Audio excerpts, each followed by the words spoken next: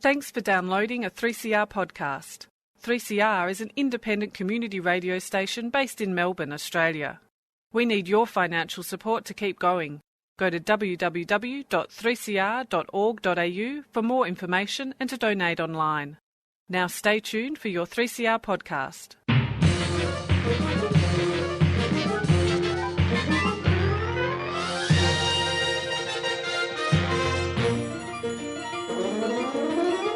Welcome to the Lost in Science Summer Series.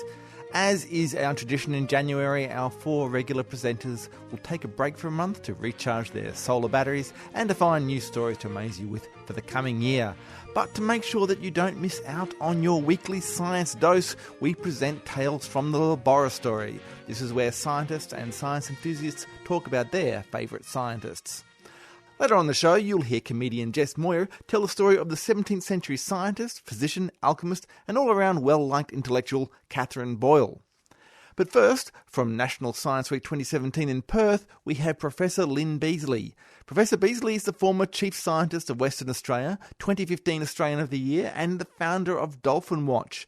And she will be talking about the life and career of Australian geneticist and neurologist Pat Kailis.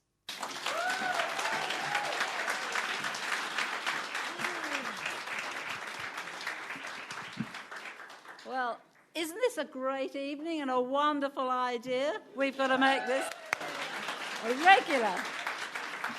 Wow. So my first question is, who likes Kailis fish and chips? You've had good fish and chips tonight, but who's eaten Kailis fish and chips? Yes.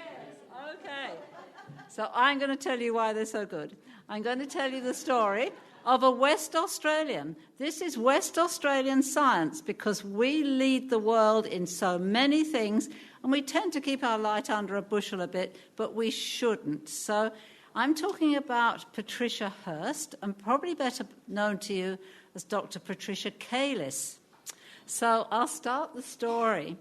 So Patricia Kailis, well, Hurst, when she started out, went to a very swish school in Melbourne, from an old established Melbourne family, and of course succeeded in school, swept into uni and studied medicine at Melbourne University. At that point she decides to sort of stretch her out a bit, and she decided to come to Western Australia to do her internship as a junior doctor. Her parents were a bit uncertain about this because Western Australia wasn't exactly on the map in those days. And she is very much a bookworm and a dedicated medico. But her best friend drags her along to a party. She doesn't want to go, but she does. But it was lucky she did because she met the love of her life. But her parents weren't terribly thrilled when they realised she was going to be marrying, albeit handsome, but a Greek fisherman. But maybe if she kept doing medicine, it would be okay. So Pat's aim in life was to become an obstetrician, to look after pregnant women, help them deliver their babies. And she'd been promised a job at King Edward Memorial Hospital. This all seemed terrific until the letter came. She opens it with excitement, and when she tells you about it, she still has a throat that goes tight, because what the letter said was, "We're so sorry, we know you're the best applicant for the job, but we have a man who's applied and he's married with 4 kids and he needs the job more than you do, so we've given it to him." Thank heavens things have changed. So what do? They go for Plan B and they move up to a place called Dongara, and they did that in the 1960s. Now, I couldn't find a photo of Dongara in the 1960s, but I did find one from 1975, and there are about 6 shacks there. It was not a metropolis, I assure you. But Pat becomes the GP. They have 4 children, 2 boys and 2 girls, so she's very busy as a country GP there, very much beloved and enjoyed. But what does her husband do? He sets up from absolutely zip the crayfishing industry in Western Australia. Just think, it's been one of the biggest income earners for us through the years, and it still is. And the fact that it is because we control the fisheries. We have one of the few sustainable fisheries in the world because the wonderful people up at Hillary's at the Department of Fisheries monitor what's taken out of the ocean every year. And if there are some years when you don't take crayfish, so be it. In fact, the last time that they had a very strict quota, it actually worked out very well in the end, because although there were fewer crayfish, the ones that they were able to harvest were bigger, and they got far more money for them in the Japanese market, main market. So having established the crayfishing industry, they come back to Perth. But it's too late for Pat to become an obstetrician. These days you can have career break. Thank heavens you can, that we're much more enlightened. But she realised it was too late to train as an obstetrician. And she said, well, if I can't help women while they're pregnant, I'm going to try and make sure that the babies they have are healthy. And she became a genetic counsellor. She wasn't paid at all. She did it entirely in a voluntary capacity at Royal Perth Hospital. And she worked with families that had devastating diseases, such as Huntington's disease. Huntington's is particularly cruel. If your parents had it, or one of your parents, you have a 50-50 chance of getting it, but you don't know until after your reproductive years, usually in your 40s, and then it strikes you down. It affects your brain, and within a few years, you're dead. She also was studying spinal muscular atrophy, which is a variation of motor neuron disease that we've heard so much about, one that actually kills babies within about 2 years of birth. And any of you who watched the 7:30 report last night would have seen a report about babies who still suffer with this condition. But the third one was muscular dystrophy. The most common of all genetic diseases. It affects 1 in 3,500 boys, and it's just like pulling the short straw because, as it turns out, and I'll explain why it's so common, it affects boys and it affects them for life. In fact, for short lives. They're lucky to live to 15 or 20. Their muscles degenerate, and in the end, they just can't gasp for breath anymore. But the wonderful thing Pat did was to be able to give genetic counselling so many families gave birth to healthy children and not otherwise. And it's estimated that she saved about 5,000 boys from being born with muscular dystrophy in Western Australia. She then retired from that, and that probably should have been enough, but it certainly wasn't. There was far more to come, because by then the Kailis family had set up the pearling industry up in Broome, and I'm wearing some Kailis pearls tonight that my husband gave me for my birthday about 4 weeks ago, and so I thought that would be very appropriate. But the pearling industry wasn't the success it should have been. So many of the pearls were misshapen, they had black bits, they were knobbly, they just weren't that perfect sphere that you needed. And so Pat stepped in and went up north to discover exactly what was going on in the pearling industry. And what you do is you take a little sphere, actually it's from a mussel shell, and you slip it inside the oyster, prise him open, put it in, and put a little bit of that flappy stuff of the mantle that you see around when you open up anything like an oyster or a mussel. And then, with any luck, the cells grow round, absolutely encapsulate your little shell nucleus, and you end up with a perfect pearl or otherwise. Well, this is where I come into the story, because I was walking along the corridor working at the Department of Zoology at the University of Western Australia when somebody said to me, one of my colleagues, I'm going on sabbatical for 6 months tomorrow, and I've got this student I'd like you to look after. He's sort of in your area. And when he turned up, and I'm working on how to fix up the brain after injury, I discover he's actually being sponsored by Kailis Pearls to work out why the pearls are coming out the wrong shape. Now, this didn't seem desperately close to my interest, apart from my interest in pearls, to put it mildly. But I actually realised it was, because this little bit of tissue was actually stem cells. And what they would do is they would migrate, they would differentiate, and they would form networks. Some would die, some would survive. And that was exactly what I was looking at as the brain was repairing itself. So actually, the principles applied. And it's the only research I've ever done that was commercial in confidence, but it helps sort out our pearling industry. And of course, if any of you go to Kailis in town or down in Fremantle, the most beautiful pearls for sale still. So that was the second contribution that Pat made. When her beloved Michael died, she took over running the Kailis Empire, the largest fishing company in the whole of Australia, and helped it grow enormously in size. And she said, I did it by saying, you do the right thing, and if it sounds too good to be true, it probably is something that you should think about. It was absolutely wonderful she did that. And maybe you think that that will be the end of the story, and she's an OBE, she's a Fellow of the Academy of Technological Sciences and Engineering, and the Citation of Western Australia. But it isn't the end of the story, because what she did was very carefully keep family histories of all these families with these horrid diseases. So when molecular biology came along, she could provide samples across the world to molecular biologists from someone in the family with the disease and a close relative without. And by comparing the genomes of the two, you could target and find that one gene that goes wrong to cause these diseases.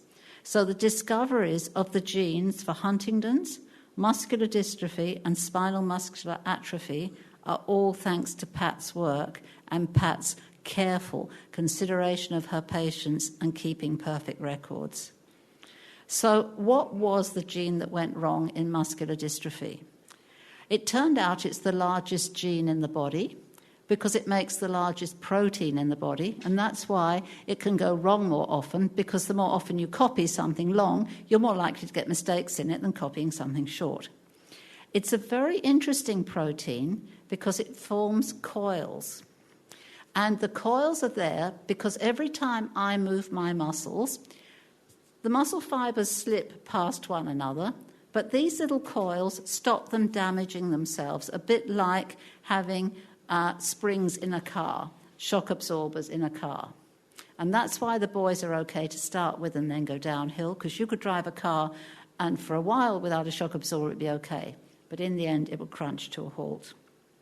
Once we knew the gene and we knew the product, then we could set about seeing how we could fix it. And two wonderful scientists who started at the University of Western Australia but are now at Murdoch University, Professor Steve Wilton and Sue Fletcher, have devoted their lives to helping children with muscular dystrophy. And they've discovered a way to mask the product of that gene, to turn it from an evil one that stops the protein going into coils into one that makes neat coils again. It isn't a cure. You have to keep giving the treatment because the body makes this stuff all through life. They couldn't raise the funds to do it here because it's very expensive. Everybody has a different mutation, so you have to look, personalised medicine. The company in the US that took this on board, when they announced that Sue and Steve were working with them, the value of their shares went up by $600 million overnight.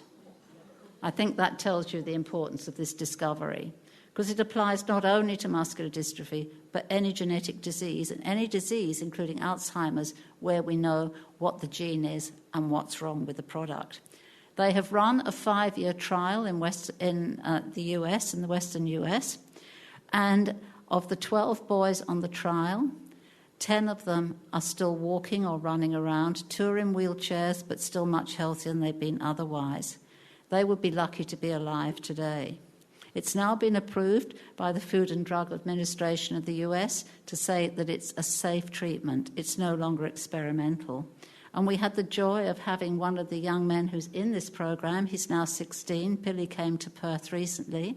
Before he did that, he had just run a kids' marathon. Can you imagine that? He had the most terrific time in Western Australia. You might have read about him in the paper. He even had a ride in the Excellency of the Governor's car, which he loved. And Billy was asked by his mum, you were always just middle of the road at school. Now you're absolutely topping your class. Why is that? And he said, because I now know that I'll be alive at the end of the year. I think that really brings it home. Without Pat Kailis' work, we wouldn't know how to help people such as Billy, who are suffering from genetic disease, who just pull the short straw when it comes to making that egg and sperm that come together that then makes us. Pat is now more than 80 years old. We celebrated her birthday recently. She's exceedingly modest about what she's done.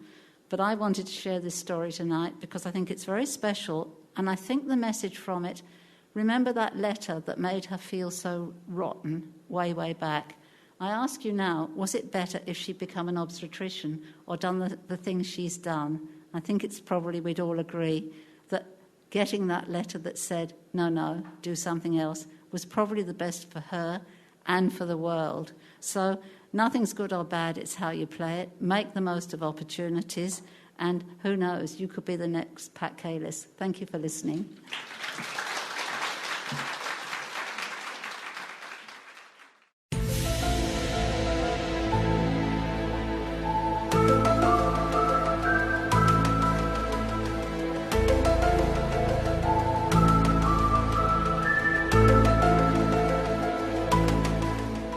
Across Australia on the Community Radio Network, you're listening to Lost in Science.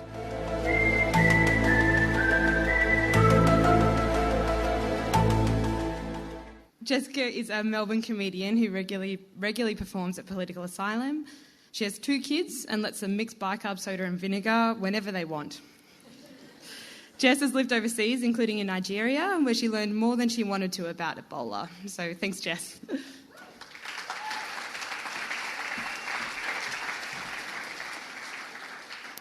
Guys, I had a solid 10 minutes on postulates of cock that I've just had to rip up and throw away. So I'm going to do my best to make lemonade, and I'm going to talk to you today about Katherine Boyle, who is also known as Catherine Jones, who is also known as Lady Renler, who is also known as Viscountess Renler.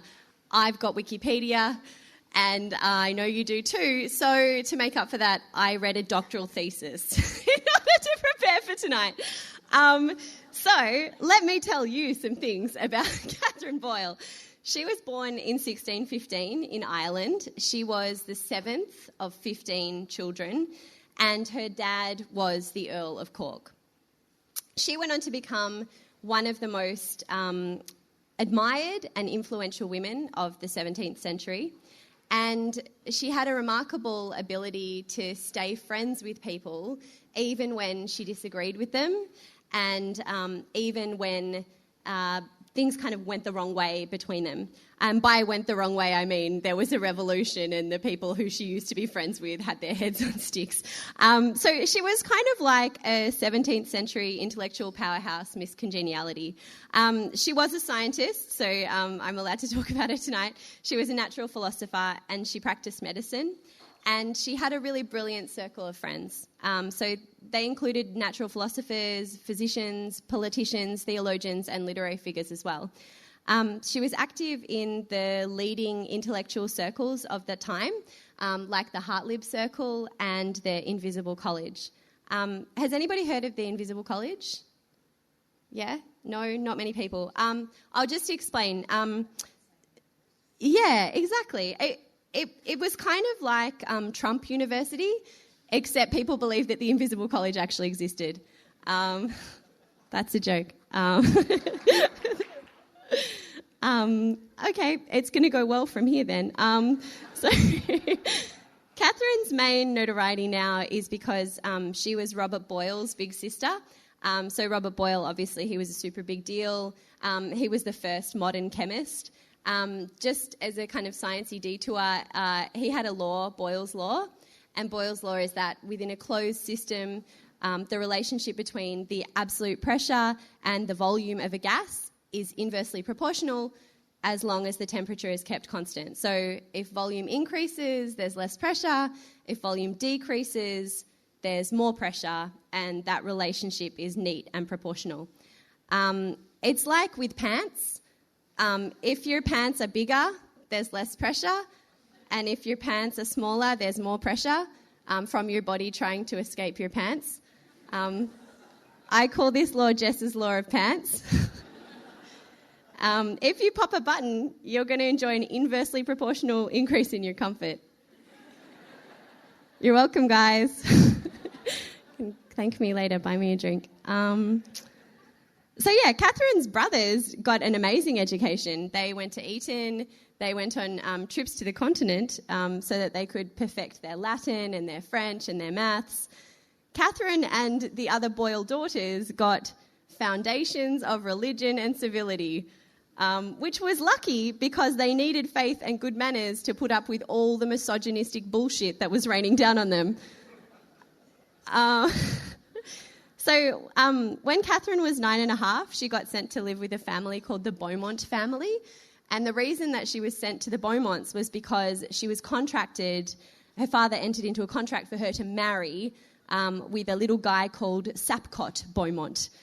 And you'll think that Sapcott is a bad name until you learn that one of Katherine's sisters was really called Lettuce. So Sapcott's a lucky guy. But when Katherine was 13, Sapcott's father died and all of the marriage arrangements fell away. So she moved back home, and when she got back home, her father commented that she had lost her foundations of religion and civility. When she was 15, she was sent off again to marry, this time for real. She married a guy called Arthur Jones, and she became Katherine Jones. So a historian has said her husband had a reputation for boorishness, even at the time of their marriage. Now, as someone who's had a reputation for boorishness, I don't want to cast the first stone, but that's pretty harsh 400 years later. But it gets worse. One of Katherine's friends wrote in a letter to another friend, "He hath only one virtue, that he seldom cometh sober to bed." Right? Like, when the best thing that you can say about your friend's husband is that he's usually passed out drunk at bedtime, that's an awkward brunch, you know? That's like some Solange in the elevator kind of critique. So Katherine and Arthur, they mostly lived apart, but through the powers of alchemy and transmutation, they did manage to have 4 children. Okay, so enough gags. Let's talk about Katherine's work. Katherine was a natural philosopher. She had an interest in chemistry, in horticulture, in maths, in optics, and her opinions in those areas were sought out by the leading intellectuals of the time. So they would write to her in letters and ask for her opinion about their work, and she would weigh in on what she thought. The Hartlib Circle was very interested in alchemy, and you guys will know one of the aims of alchemy was to transmute base metals like lead into noble ones like gold. And Katherine even wrote to Samuel Hartlib with kind of a special piece of information, a kind of lead, a story about the Philosopher's Stone. So she was kind of right in there corresponding about all of these things, not the Harry Potter one, the other one. So she developed medical recipes, which she shared, and she made medicines in her kitchen and still room, which she administered within her community. She also passed medicines developed by others along. So she would record recipes and then she would share them within the Hartlib Circle. And one of these was for a recipe called Lady Kent's Powder, which mightily facilitates childbearing and is admirable for staying of vomits, which incidentally, my Uber rating reflects that I am admirable for staying of vomits, and I hope yours does too. So as well as being a natural philosopher, she was a lot of other things. She was a political and religious philosopher. She weighed in on legal matters. She campaigned for educational reform. And among her friends, she was renowned for her piety and her religious authority. She even believed in providence. So when the plague struck in 1665, she saw it as God's wrath for people doing the wrong thing. One thing I really wanted to talk about was the fact that Katherine always wrote in manuscript form. So her work was handwritten and it was not published in print. So she handwrote letters to members of parliament, to religious leaders, to royalty, to fellow intellectuals. They respected her greatly. They listened to her views. They sought out her views, but she never tried to have her work published. Some of her manuscripts were written one-on-one with kind of a view that maybe somebody would extract something from them or pass them along to another select audience, but never printed. And that was because in the 17th century, print was considered to be immodest, and not immodest in a bragging way, immodest in a slutty way. So manuscripts were a kind of one-on-one, chaste form of communication that was acceptable for women of that era because print was considered promiscuous. So, from a 17th century perspective, the New York Times bestseller list is basically just a really advanced form of slut-shaming. That's also a joke. So just getting towards the end of Katherine's life, she was very close with her brother Robert Boyle. For the last 23 years of their lives, Katherine and Robert lived together, and she had a little laboratory built at the back of her house. Robert actually died just 1 week after Katherine. And at his funeral, their friend Gilbert Burnett also eulogised Katherine. And he said, "She had, with a vast reach both of knowledge and apprehensions, a universal affability and easiness of access, a humility that descended to the meanest persons and concerns, an obliging kindness and readiness to observe those who had no occasion for any further assistance from her. And with all these and many more excellent qualities, she had the deepest sense of religion and the most constant turning of her thoughts and discourses that way that has been perhaps in our age. Such a sister became such a brother." So science had finally transmuted the worthless lump of lead of a woman into the gold nugget of a man. So that was good news for all of those in the 17th century who were hoping to have alchemy prove to be true. So I think maybe in that time there was an inversely proportional relationship between a woman's public defiance of social convention and her influence. The greater her piety, her modesty, her ability to privately win people over, the more power she had. So if a woman made herself very small so as not to step on anyone's toes, the pressure that she could exert was greater. This is Katherine Boyle's law, and we should ask ourselves how true it remains today. Okay, and that is it for the first episode of the Lost in Science Summer Series for 2018. Lost in Science is, of course, recorded at the studios of 3CR in Melbourne and it airs across Australia on the Community Radio Network with the support of the Community Broadcasting Foundation. We would love you to get in touch with us. Give us something to talk about in this new year. You can email us at lostinsci@gmail.com. You can find us on Facebook. You should do that anyway. We are Lost in Science on 3CR. Or you can find us on Twitter. We are Lost in Science 1. You can also, of course, listen to our podcast on your favourite podcasting app. If you have the opportunity, please give us a good rating and a review. Or, of course, you can just find us on the radio, where every week we will get Lost in Science!